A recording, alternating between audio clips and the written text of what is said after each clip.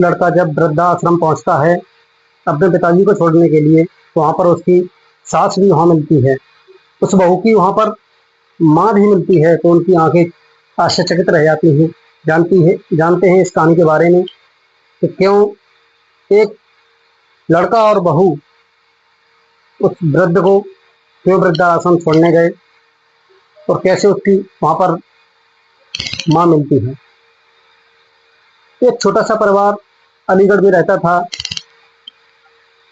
जिसमें राहुल और उसकी पत्नी सपना और उसके पिता घनश्याम जी रहते थे। सुबह सर्दियों का मौसम था। सुबह घनश्याम जी चारपाई पर बैठे हुए रसोई की तरफ देख रहे थे कि मेरे लिए चाय कब आएगी। घनश्याम जी को समय काफी हो जाता है, चाय भी समय से नहीं मिलती है, तो चाय मिलती ही नहीं है। वो देखते हैं तो उनका बेटा राहुल और उनके बेटा की धर्मपत्नी सपना चुस्कियां लेते हुए अच्छे से नमकीन खाते हुए चाय पी रहे हैं और चाय का आनंद ले रहे हैं। मेरे लिए घूंट चाय नहीं है। वो बहुत दुखी हो जाते हैं। उसके बाद उनको खाना भी टाइम से नहीं मिलता है, तो वो और ज्यादा दुखी हो जाते हैं। काफी दिन हो गए यही चलते चलते चलते वो अपनी मरी हुई पत्नी की याद करते हैं। काश वो आज होती तो मुझे ये दिन नहीं देखने पड़ते, क्योंकि मैंने जो वृक्ष लगाए अब वो फल नहीं दे रहे हैं, मुझे काफी दुख हो रहा है। उनके दिमाग में पता नहीं क्या क्या चल रहा होता है, क्या क्या नहीं चल रहा होता है। जो बहुत दुखी थे। राहुल और सपना एक दिन बैठे हुए बातचीत करते हैं कि क्यों न इस बुढ़े को वृद्धाश्रम छोड़ दिया जाए। तो राहुल भी कहता है अपने बहू के बंधन में आके, चलो ठीक है छोड़ देंगे, वृद्ध हैं, वृद्धाश्रम छोड़ देंगे, पास में ही है, ज्यादा दूरी नहीं है, 50 किलोमीटर की दूरी है, तो उन्हें वृद्धाश्रम छोड़ देंगे। उसके बाद वो एक दिन उनको सुबह गाड़ी में बिठाते हैं और कहते हैं चलो पिताजी आपको कहीं लेके चलते हैं। वो कहते हैं कहाँ लेके जा रहे हो? नहीं कहीं लेके चलते हैं आपको। तो वो बैठ जाते हैं और उनका बैग भी पैक कर देते हैं कि अपने कपड़े रख लेना, आपने जो भी कपड़े पहनने हैं वो कपड़े रख लेना और आपको कहीं लेके चलते हैं। जब पहुंचते हैं वृद्धाश्रम के गेट पर तो कहते हैं बेटा ये क्या कर रहे हो आप? कि नहीं कोई दिक्कत नहीं है, आप यहाँ बने रहिए, बहुत सारे लोग रहते हैं, वृद्धाश्रम है, वृद्ध लोगों के लिए ही है। तो कहता है कि चलो बेटा आपकी जो भी मर्जी है जो भी करो वो मंजूर है। तो वृद्धाश्रम छोड़ देते हैं, वहां पर नाम एंट्री कराते हैं, वो आराम से वहां पर छोड़कर चले जाते हैं। घनश्याम जी उनकी गाड़ी को टकटकी लगाते हुए देखते हैं कि वो यहाँ आए, यहाँ से मुझे छोड़कर वो चले गए, उन्होंने पीछे मुड़ के भी नहीं देखा। घनश्याम जी बहुत दुखी हो जाते हैं। 2-4 दिन तक वो ऐसे ही रहते हैं, खाना पीना भी नहीं खाते हैं। तो कहते हैं सब लोग कि यहाँ पर ऐसे ही होता है, कोई दिक्कत नहीं है, हम लोग अभागे हैं, हम लोगों ने किसी का बुरा किया है, इस वजह से हम लोग यहाँ आना पड़ता है। अपनी संतान हमको खाना नहीं देती है, उनको केवल अपनी जायदाद चाहिए, वो जायदाद ले लेती है, उसके बाद वो त्याग देती है हमको। घनश्याम जी फिर हंसी खुशी वहां रहने लगते हैं, एक ही पंक्ति में भोजन करते हैं सभी लोग बैठ के फ्री टाइम में। कभी कोई कुछ करता है, कोई कुछ करता है। जब बिल्कुल ही फ्री हो जाते हैं तो फिर एक दूसरे से अपना दुख शेयर करते हैं, एक दूसरे का सुनते हैं, समझते हैं आप कैसे आए, आप कैसे नहीं आए, आपके साथ क्या घटना घटित हुई। तो ऐसे बातचीत चलती रहती है। थोड़े दिन बीतते जाते हैं। उसके बाद वहां पर सपना की भाभी और भैया सपना की माँ को वहां पर छोड़ने आते हैं वृद्धाश्रम। जो कंडीशन राहुल और सपना की थी उधर कंडीशन सपना के भैया की और सपना की भाभी की भी थी।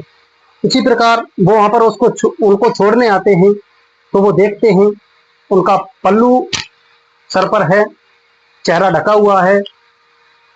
अंदर एंट्री होती है तो कहते हैं कोई अभागन, कोई अभागा फिर आ गया यहाँ पर, जो अपने घर पर अपने बच्चों के हाथ का खाना नहीं खा पाया। उसके बाद 2-4 दिन वो रहती हैं। रहने के बाद जब वो आपस में बातचीत होती है, वो एक क्यारी में काम कर रही होती हैं, तो घनश्याम जी पहुंचते हैं और कहते हैं जी आप कहाँ से हो? तो वो उनको देखकर चेहरा ढक लेती हैं, बोलती हैं मैं ऐसे ऐसे हूँ। तो बोलती हैं मैंने आपको पहचान लिया है। और वो ही बोलते हैं मैंने आपको पहचान लिया है। तो फिर वो कहते हैं कि पर्दा किस बात का है, ये पर्दा हटाइए और आराम से अपना दुख शेयर कीजिए, दुख को बांटते हैं, क्या आपके साथ घटना घटित हुई। तो वो आपस में बातचीत करते हैं। फिर समय ऐसे ही व्यतीत होता चला गया। राहुल के जब एक पुत्र पैदा होता है तो राहुल उसका नामकरण संस्कार करवाता है। तो ये कहता है कि पिताजी को भी बुलाया जाए, क्योंकि यहाँ पर बहुत सारे रिश्तेदार आएंगे तो पूछेंगे कि आप तेरे पिताजी कहाँ हैं। तो इस वजह से वो दोनों कहते हैं कि अब उनको बुला के लाया जाए। बुला के लाने के बाद 2-4 दिन यहाँ रखेंगे, उसके बाद तुरंत छोड़ देंगे। जब 5 साल बाद उसके पुत्र पैदा होता है तब वो आता है वृद्धाश्रम। वृद्धाश्रम आने के बाद वहाँ कहता है तो मुझे घनश्याम जी से मिलना है, मैं उनका बेटा हूँ। तो मैनेजर साहब होते हैं, वो वहाँ पर घनश्याम जी के पास सूचना भेजते हैं कि बोल दीजिए घनश्याम जी से कि उनसे कोई मिलने आया है, उनका पुत्र बता रहा है, वो राहुल है नाम उसका। तो कहते हैं पता नहीं क्यों आया है, अब क्या रहेगा मेरे पास, जो वो लेने आया है। उसके बाद जब घनश्याम जी से बोलता है वो कि पिताजी आपको घर चलना है, हाँ आपका ये पोता हुआ है, इसका नामकरण संस्कार है, तो आपको चलना होगा घर। तो वो साफ साफ इनकार कर देते हैं कि रिश्तेदार आएंगे इस वजह से तू मुझसे बोल रहा है कि पिताजी को घर चलना है। तब से मेरा घर नहीं था क्या बा, वो तेरा ही घर था, मेरा पुत्र होकर भी तू ये हरकत करता है मेरे साथ, मैं नहीं जाऊंगा। फिर ज्यादा कहता है वो कि अपने पोते के लिए तो चलो।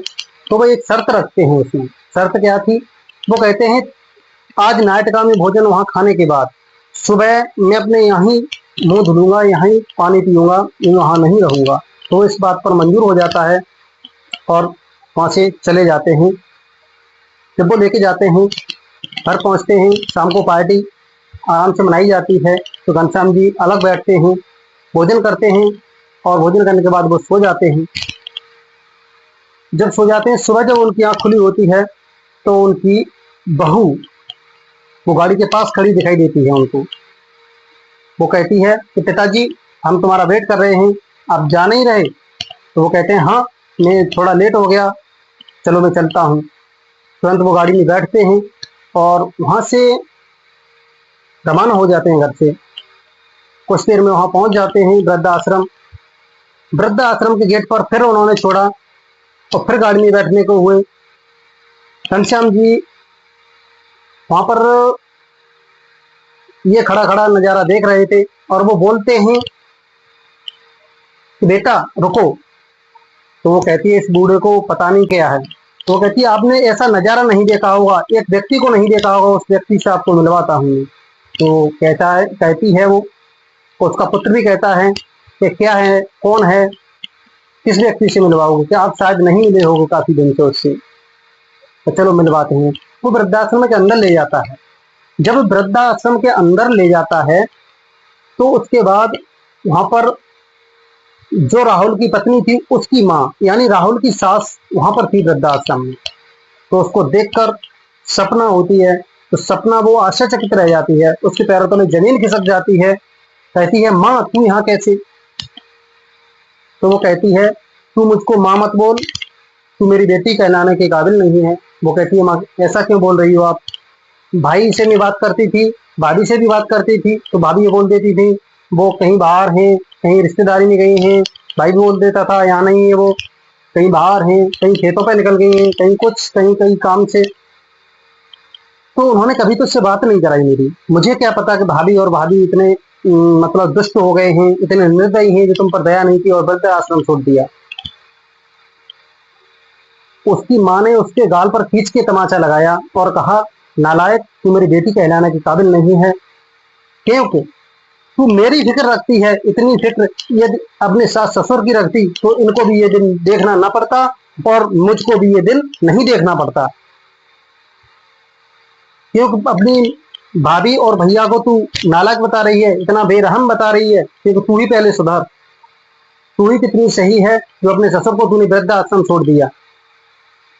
इसी बात पर वो उनके पैरों में गिर जाती है, अपने ससुर के अपनी माँ से भी माफी मांगती है और अच्छे से प्यार से फिर उनको घर ले जाती है। अपने ससुर को अपनी माँ को भी अपने घर ले जाती है और अपने मायके में अपने मायके वालों से भी रिश्ता खत्म कर देती है। उसकी आंखें खुलती हैं कि माँ बाप जैसे जन्म देने वाले होते हैं वैसे हमको जीवन पर्यंत साथ देने वाले भी होते हैं। जो सास ससुर होते हैं उनकी भी हमको सेवा करनी चाहिए, उनकी भी देख रेख करनी चाहिए। उसके बाद वो आराम से अपना खुशी जीवन जीने लगते हैं। अच्छे से फिर से वो परिवार उजड़ा हुआ फिर से चमन हो जाता है, फिर से हरा भरा हो जाता है। दोस्तों, इस कहानी सुनाने का मतलब ये है कि मैं किसी की भावनाओं को ठेस ना पहुंचा रहा हूँ।